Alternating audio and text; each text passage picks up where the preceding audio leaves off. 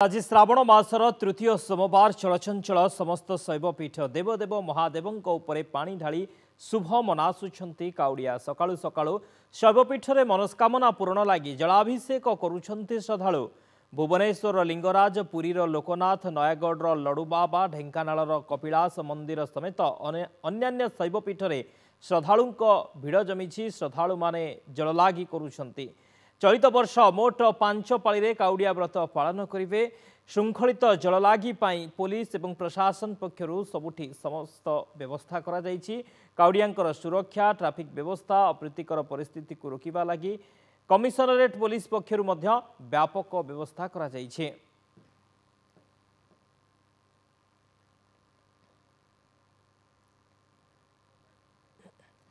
पुरी लोकनाथ मंदिर आम रिपोर्टर शिवप्रसाद दास अच्छा अधिक सूचना नेबा। शिवप्रसाद वर्तमान केम देखुंट लोकनाथ मंदिर रे भिड़ प्रशासन व्यवस्था किभली भाव में चली जल लागी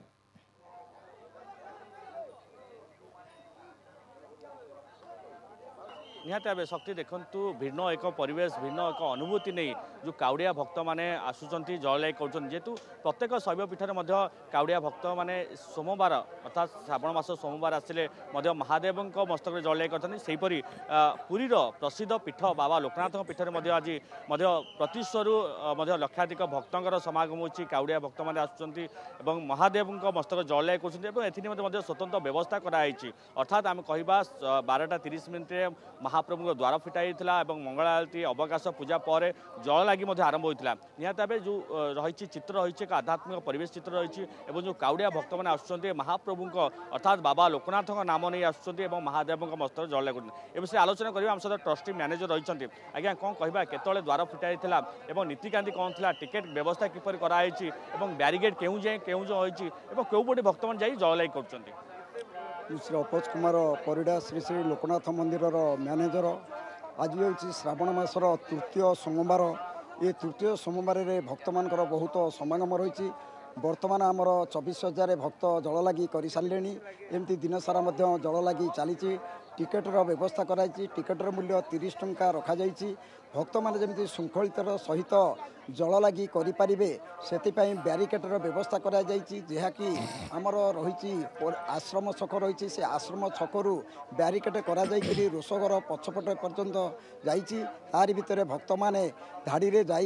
लक्ष्मी द्वारे जो आमर श्री लोकनाथ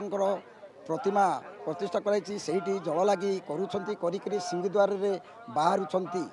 भक्त मान यदि कौन देह असुस्थ रहे आम्बुलांसर व्यवस्था आशु चिकित्सा केन्द्र एवं विश्राम नवाई 2टी अस्थायी आश्रयस्थली लाइटर व्यवस्था निहती भाव देखो आउ कि आम काउड़िया भक्त प्रतिका नवा कारण अनेक दूर दूरांतर भक्त आसुँच आज्ञा कौन कहे आप कौटू आसते आज जो श्रावण सोमवार तृतीय सोमवार निहती भाव आज दिन में महाप्रभु दर्शन कले अशेष पुण्य लाभ मिलता है।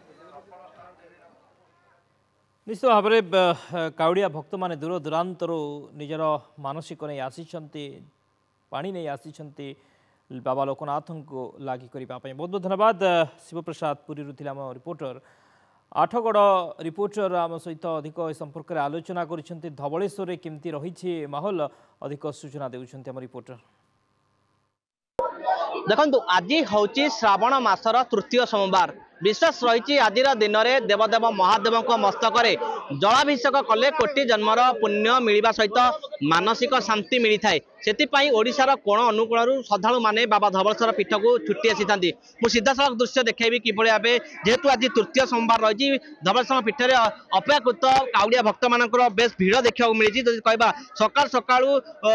कोण ओडिशार कोण अनुकूल काउड़िया भक्त मैंने बाबा धवलेश्वर को दर्शन निमंते जलाभिषेक करने निमंते छुट्टी आसी एक प्रकार बोल बम हरर बम रे प्रकम्पित हो फुटी